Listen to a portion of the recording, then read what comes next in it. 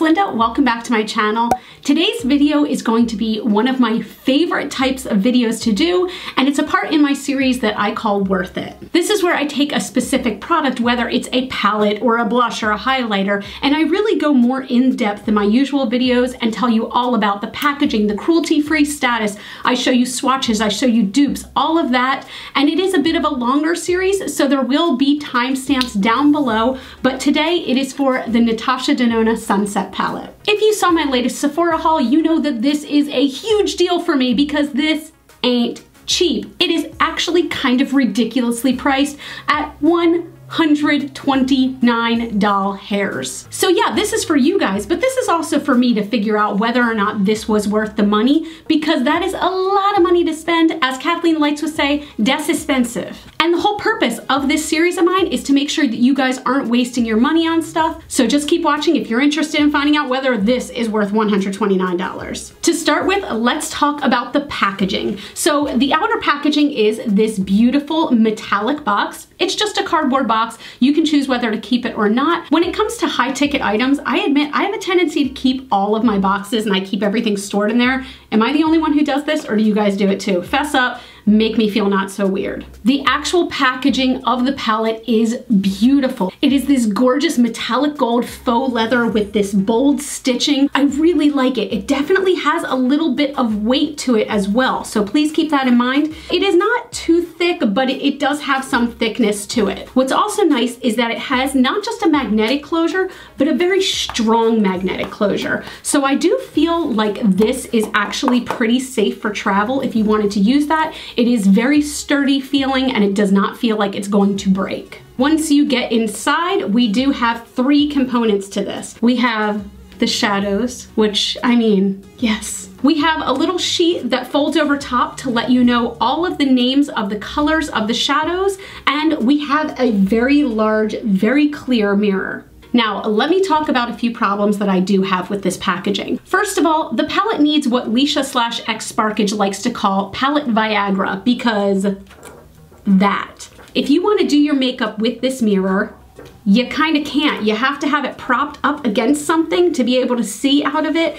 But I mean, to a lot of people, I understand that is a huge deal. Me personally, I never use mirrors in palettes. I always use a separate mirror. It's just the way that I personally like to do my makeup. So it's never a big deal to me whether or not a palette has a mirror or whether it has that kind of mirror. This I actually hate. I will say I hate it. Now there is a perforated line right here, so you can tear off this plastic sheet that tells you all the names of the shadows, but the reason I hate it the most is because there is nowhere else on the palette itself that has the names of the shadows. You do have the names of the shadows on the back of the box here, but if you're somebody who likes to get rid of the boxes, then what? Then you're just screwed. This doesn't even stay down over the shadows. It's attached to the mirror part, so it's just so strange. So if you want to know the names of the shadows, you're pretty much doing this over and over.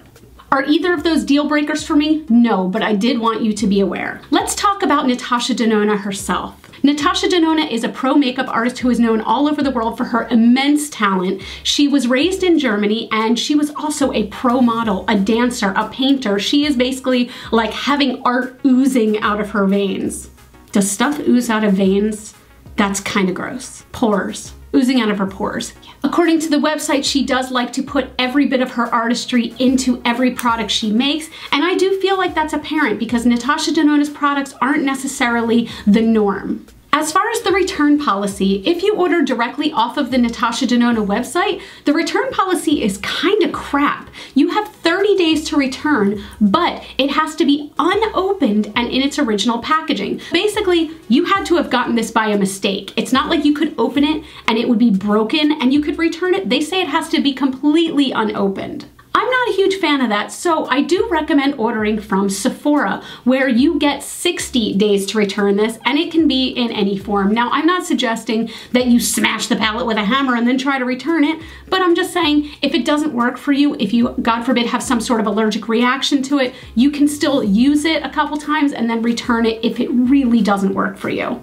As far as the cruelty-free / vegan status, basically anything you're gonna see here on my channel is cruelty-free. Natasha Denona is a cruelty-free brand. Now, there is one place where some might argue that they are not completely cruelty-free, and that is that they do use natural hair in some of their brushes. They do have a note on their website that says no animal was harmed in the collection of the hair for these brushes, but they do come from animals. So it is up to you to decide whether or not that you think that they are still a cruelty-free brand. Personally, I do believe them. I am going to continue using them until research tells me otherwise. As far as them being vegan, they are not a completely vegan brand. Many of their products do contain carmine, which is an ingredient that comes from squished up bugs. It is commonly used in red-based shadows or pigments. So you can look at an ingredient list on each and every product to see whether or not that is a vegan product. The Natasha Denona Sunset palette is not vegan. It does contain carmine. On their website, they also say that they cannot confirm that all their products are gluten-free, so please also keep that in mind. Now, let's talk about price comparisons,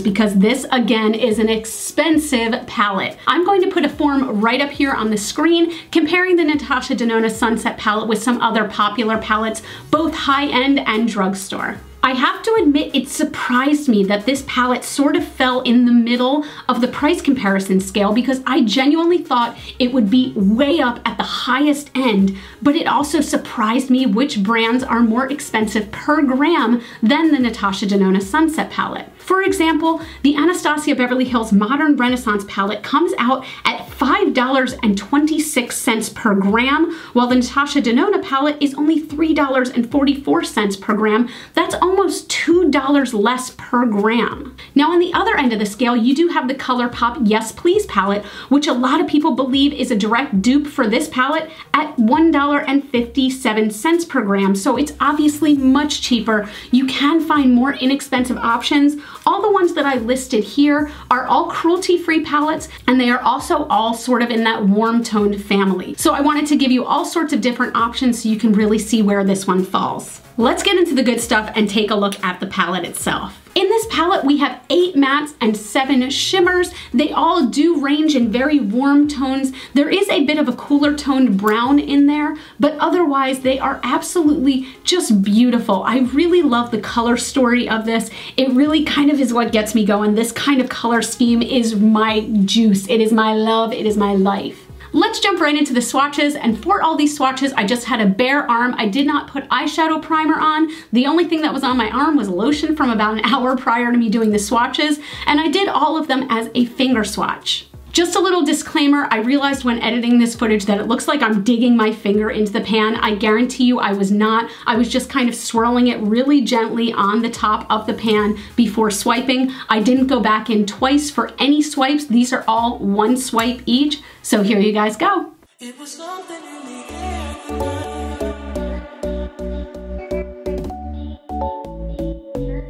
It was something in the air.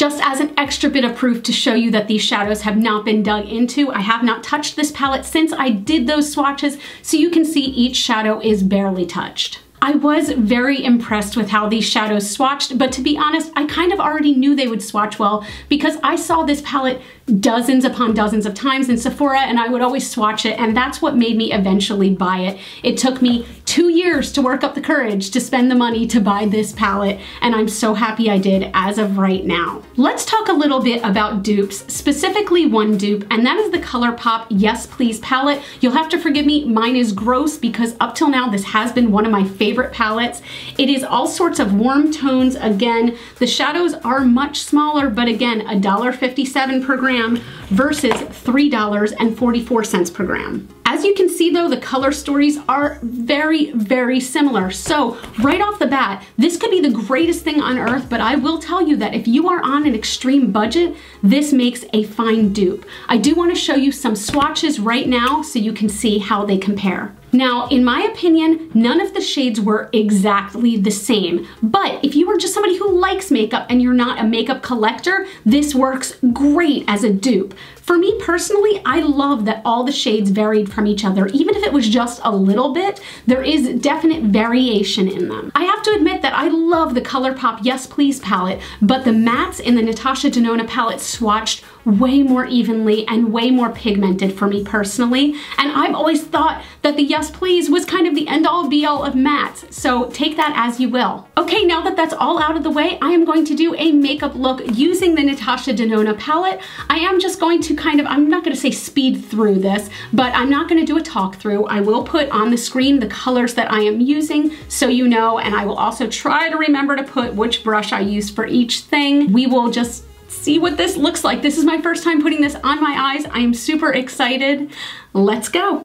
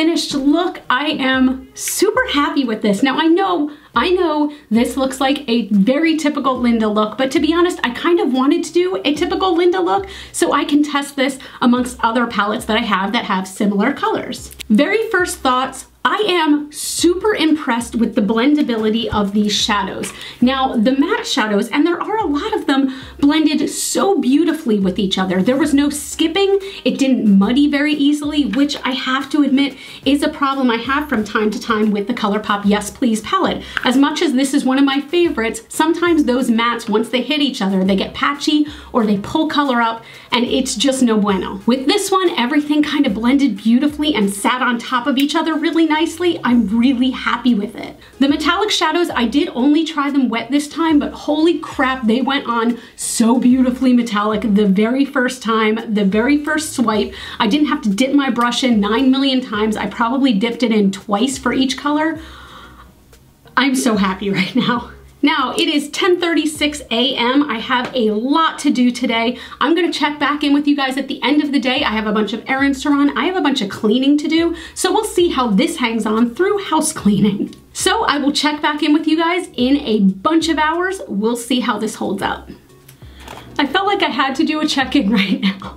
So my makeup's been on for 4 hours, and in those 4 hours, I have cleaned my house, done some work in the yard. I have bought new plants and planted them. I have run a bunch of errands, even went to the Apple Genius bar because my phone decided to take a crap. I am pouring off sweat. I'm about to hop in the shower because we have guests coming tonight now, but my eyeshadow looks kind of bomb, right? It's not creasing, it hasn't faded at all, it's not patchy at all, and the rest of my face is a mess. Let's talk about my hair. No, we're not even gonna talk about my hair. I'm about to get into a shower and do the best I can not to get my face wet because I am determined to not touch this up at all until I talk to you guys later on tonight, which is probably going to be late tonight considering that we're having guests over for dinner. But like, oh my God, I am dying over here. It is so hot. I'll be back. Okay, you guys, it is 8:48 p.m., which means this makeup has been on for over 10 hours at this point. I am exhausted, so I spent today running a bunch of errands. I did a ton of yard work. I planted stuff. We hosted some guests, so I did a lot of cooking and just did a lot of cleaning up and things like that. I am exhausted and all I want to do is wash my face. So let me give you guys my first impressions on the Natasha Denona Sunset Palette. I'm going to take a close-up look.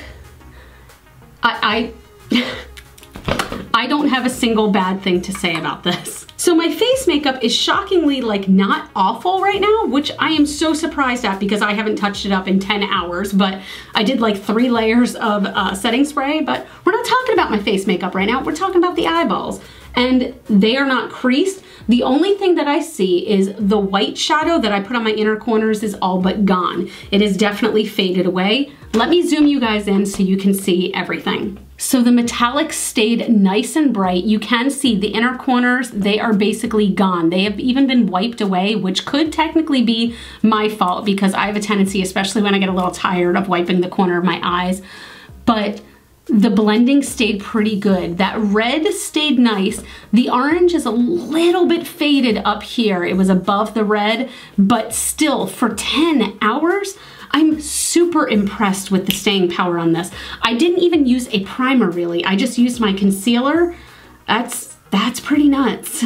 I do want to do several more wear tests with this. I want to be able to use this for several days. I didn't use all the shadows in here. Like, I really want to see the lasting power of this yellow and some of these more bronzy colors. So I do want to update you guys on this more, so stay tuned. But for now, shit, I hate admitting that a $129 palette is maybe worth it.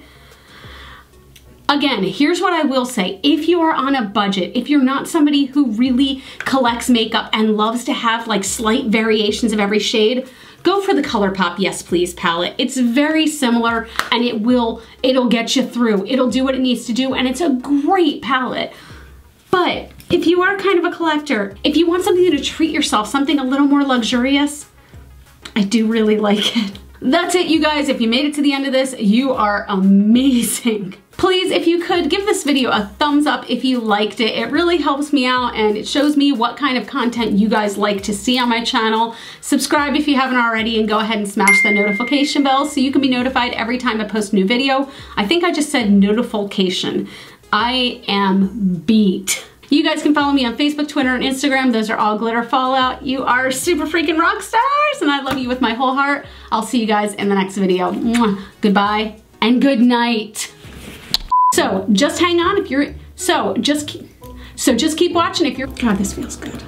Oh, I'm not wearing pants right now.